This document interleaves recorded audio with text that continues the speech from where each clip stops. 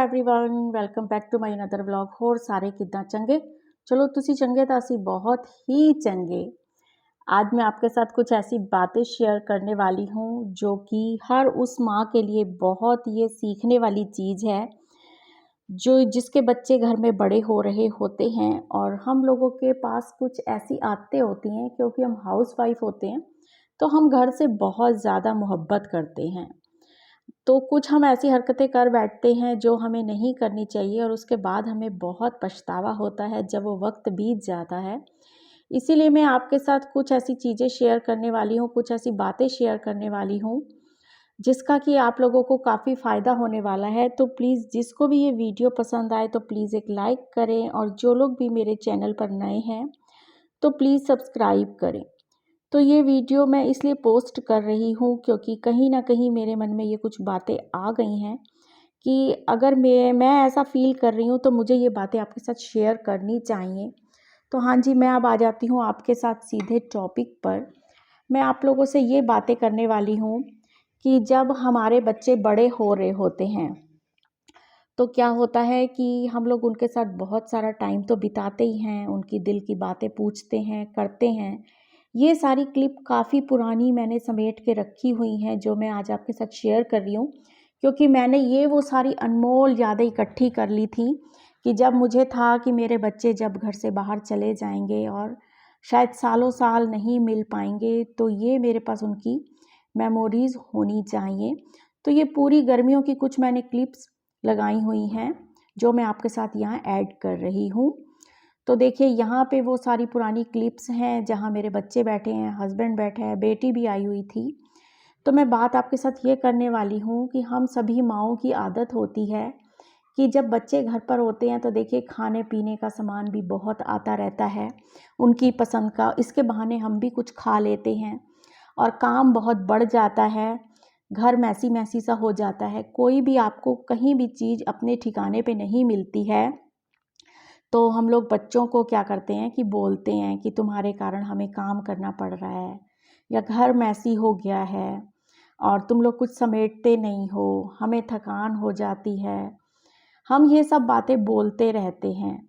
लेकिन उसके बाद क्या होता है कि जब बच्चे चले जाते हैं तो हमारे पास इतना खाली टाइम हो जाता है कि मैं आपको क्या ही बताऊं।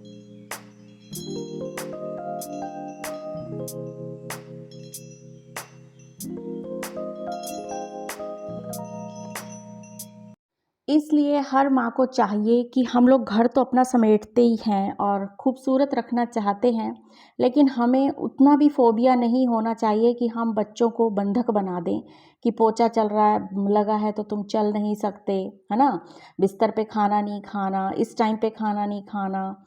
तो ऐसा नहीं होना चाहिए क्योंकि हमारी लाइफ में से जब ये टाइम चला जाएगा तो हम बहुत पछताएंगे, क्योंकि हमारे बिस्तर, हमारे सोफ़े, हमारे कपड़े, हमारी अलमारियाँ, हमारी किचन, हमारा खाना, हमारे बर्तन, हमारा सब कुछ वहीं का वहीं रह जाएगा और सिर्फ यादों के सिवा हमारे हाथ में कुछ भी नहीं आएगा। देखो बच्चे घर में होते हैं तो उनसे बहुत सारी चीज़ें जुड़ी हुई होती हैं। जैसे अब मेरे बच्चे घर पर थे तो हमारी पड़ोस की गुड़िया भी छोटी सी, जो वैसे अब कभी भी नहीं आती, उनके बहाने आ जाया करती थी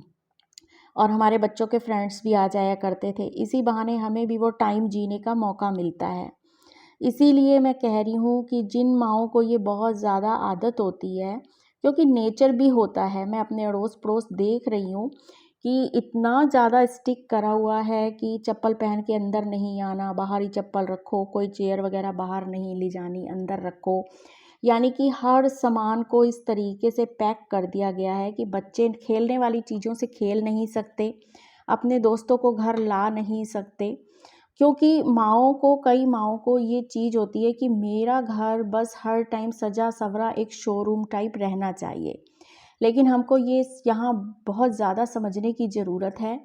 कि शोरूम में इंसान नहीं बसते हैं, चीज़ें बसती हैं। तो हमें अपने घर को घर की तरह ही रहने देना चाहिए। इन बच्चों ने जो सामान फैलाया होता है, कभी भी बेडशीट ठीक नहीं करते, कभी अपना कमरा ठीक नहीं करते, कभी अपने जूते सही नहीं लगाते, कभी अपनी चीज़ें अपनी जगह नहीं रखते, कभी फ़ोन, कभी उनके कंप्यूटर, कभी लैपटॉप, कभी उनकी वायर्स, कुछ भी अपनी जगह नहीं होती और हम सारा दिन उन कामों को, चीज़ों को समेटते-समेटते रह जाते हैं। लेकिन आज मैं जब इस चीज़ को फ़ेस कर रही हूँ तो मेरे अंदर ये बहुत सारी बातें आई हैं, तो मैंने सोचा कि मैं आपके साथ शेयर कर लूँ कि जो आपके पास बड़े बच्चे हैं, जो 1-2 साल में बाहर जाने वाले हैं, तो उनके साथ अपना खूब टाइम आप बिताइए, उनकी खुशी लीजिए, अपनी खुशी लीजिए, क्योंकि ये पल सिर्फ़ और आपके पास यादगार रह जाएँगे और ये उम्र कभी भी वापस लौट के और ये वक़्त नहीं आएगा। मेरे भी हाथों से कुछ इस तरीके से ही ये वक्त उड़ गया है, लेकिन मुझे इस बात की तसल्ली है कि मैंने ये चीज़ें काफ़ी जी ली हैं अपने बच्चों के साथ और आज जिस टाइप का भी टाइम चल रहा है, उसमें मैं ये महसूस करती हूँ कि जो माएँ इतना कुछ रखती हैं अपने आप को कि हर चीज़ सँभाल के बच्चों को नहीं देती हैं, उनको यूज़ नहीं करने देती हैं मैसी के चक्कर में, तो वो ये सब चीज़ें ना करें तो बेस्ट रहेगा। तो बस करते कराते वक्त बीत गया और आज वो दिन आ गया था जब मेरा बेटा अपनी एक नई ज़िंदगी की उड़ान भरने को तैयार था और हमने भी उसी के साथ उसी की खुशियों में अपनी खुशियों को ढो लिया है और उसके सपनों में ही अपने सपने खोजने लग गए हैं।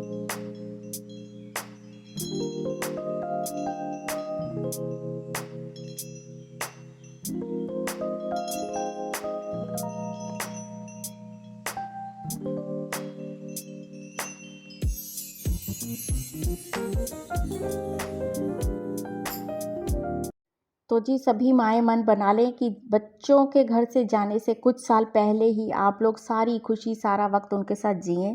तो आज वो पल आ गया है जिसमें एक नई खुशी भी है और नया गम भी है। बच्चों से जुदा होने का बहुत ज़्यादा गम होता है, क्योंकि ये वो हर एक माँ समझ सकती है। समझ बाप को भी समझना चाहिए, लेकिन वो मुस्कुराते-मुस्कुराते हर चीज़ को फ़ेस कर जाते हैं और हम औरतें आँसू बहा लेते हैं। अब मुझसे बात ही नहीं हो रही है। तो बस फिर मैं यही कहना चाहूँगी कि उन वक़्त को जी लीजिए, घर को घर रहने दीजिए, शोरूम मत बनाइए, बच्चों को बच्चों की ज़िंदगी जी लेने दीजिए, उन्हें चीज़ें मत बनाइए, क्योंकि आने वाली ज़िंदगी में पता नहीं उन्हें कैसा टाइम बिताना पड़ेगा। तो बस इसी के साथ मैं करूँगी वीडियो का एंड और फिर मिलूँगी एक नई और इंटरेस्टिंग वीडियो के साथ। तब तक तुसी आपदा ख्याल रखिया जे, असी आपदा ख्याल रखांगे। बाकी सारिਆਂ ਦਾ ਰੱਬ राखा, नाले साडे बच्चियां दा भी रब राखा जो एक नई ज़िंदगी की उड़ान भरने जा रहे हैं और भगवान उन्हें खुला आसमान दे और हर बच्चे की वो ख्वाहिश पूरी करे, वो सपना पूरा करे जो वो लेके जा रहे हैं।